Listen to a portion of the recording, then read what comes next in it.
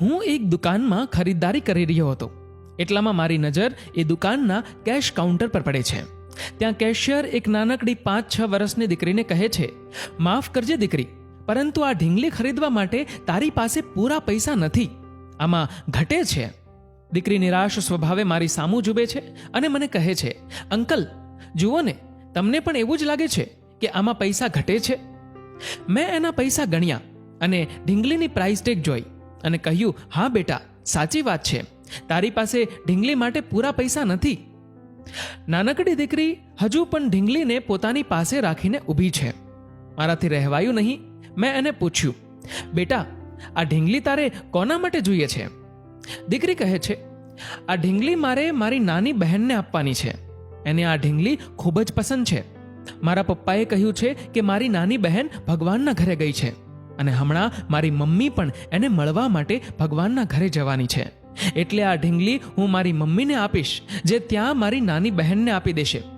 આટલું બોલતા બોલતા દીકરીની આંખો ભીની થઈ ગઈ અને તેની પાસે રહેલો એક ફોટો બતાવે છે, જેમાં બંને બહેનો ખિલખિલાટ હસતી દેખાય છે અને આંગળી ચીંધતા કહે છે, આ છે મારી નાની બહેન. આગળ એણે કહ્યું, હું પણ મારી મમ્મીને ખૂબ જ પ્રેમ કરું છું, પરંતુ મારા પપ્પાએ કહ્યું નાની બહેનને મમ્મીની વધારે જરૂર છે, એટલે એ તેની પાસે જાય છે.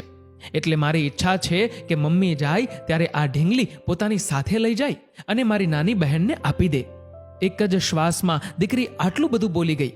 હું એની વાત સાંભળીને સ્તબ્ધ થઈ ગયો અને મારો હાથ તરત જ પોતાના પર્સ તરફ ગયો. દીકરીના ધ્યાન વગર મેં એમાં થોડા પૈસા ઉમેરી દીધા અને પછી કહ્યું, બેટા, મને પણ એમ જ લાગે છે કે તારી પાસે પૂરા પૈસા છે, ચાલ આપણે ફરી એકવાર ગણી લઈએ. અને આ વખતે ઢીંગલીના પૈસા તો થઈ ગયા અને ઉપર થોડાક વધ્યા. દીકરીની ઈચ્છા હતી કે એ પોતાની મા માટે એક સફેદ ગુલાબ પણ ખરીદે, તો વધેલા પૈસામાંથી એણે એક સફેદ ગુલાબ ખરીદ્યું અને પછી ફટાફટ ઘરે જાય છે. હું પણ ઘરે આવી ગયો, પરંતુ મારા મનમાં એ દીકરીની વાત છપાઈ ગઈ.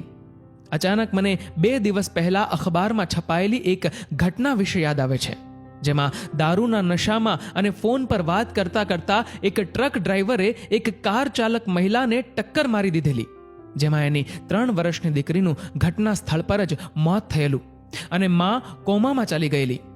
માની હાલત પણ ગંભીર હતી. એમના પરિવારે નિર્ણય લેવાનો હતો કે એને વેન્ટિલેટર પર કેટલો સમય રાખવા. એમના બચવાના કોઈ ચાન્સીસ નહોતા.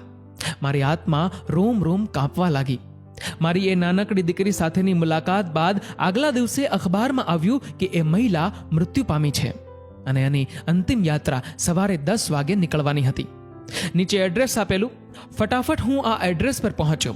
સફેદ લિબાસમાં એ મહિલા અસ્થિ પર હતી અને એના એક હાથમાં સફેદ ગુલાબ અને નાનકડી દીકરીઓનો ફોટો અને બીજા હાથમાં પેલી ઢીંગલી. મારી આંખો ભીની થઈ ગઈ. નાનકડી દીકરીનું પોતાની માંથી વિખૂટા પડવાનું દુઃખ શબ્દોમાં વર્ણવી ના શકાય એટલું હતું. એક શરાબી ડ્રાઈવરે પોતાની ઘોર લાપરવાહીથી ક્ષણભરમાં એક પરિવારને વિખૂટા પાડી દીધા. શરાબી ડ્રાઈવરનો નશો અને એની લાપરવાહી એક પરિવાર માટે શ્રાપ બની ગઈ. કૃપયા શરાબ પીને મોબાઈલ પર વાત કરતા કરતા ગાડી ના ચલાવો. તમારી ટૂંક સમયની લાપરવાહી કોઈની જિંદગી બરબાદ કરી શકે છે. આ વિડીયોને વધુમાં વધુ લોકો સાથે શેર કરજો, સમાજમાં જાગૃતતા લાવવા માટે. આખા સમાજને તો ના સુધારી શકાય, પરંતુ વિડીયો જોઈને કદાચ થોડાક લોકો પણ સુધરી જાય તો હેતુ સાર્થક ગણાય. સાથે સાથે વિડીયો વિશે તમારું શું કહેવું છે નીચે કમેન્ટ કરીને જરૂરથી જણાવજો. અને આવા જ બીજા પ્રેરણાદાયી વિડીયો જોવા માટે સબસ્ક્રાઇબ કરો અમારી યુટ્યુબ ચેનલને અને ફેસબુક પર ફોલો કરો અમારા પેજને. ધન્યવાદ.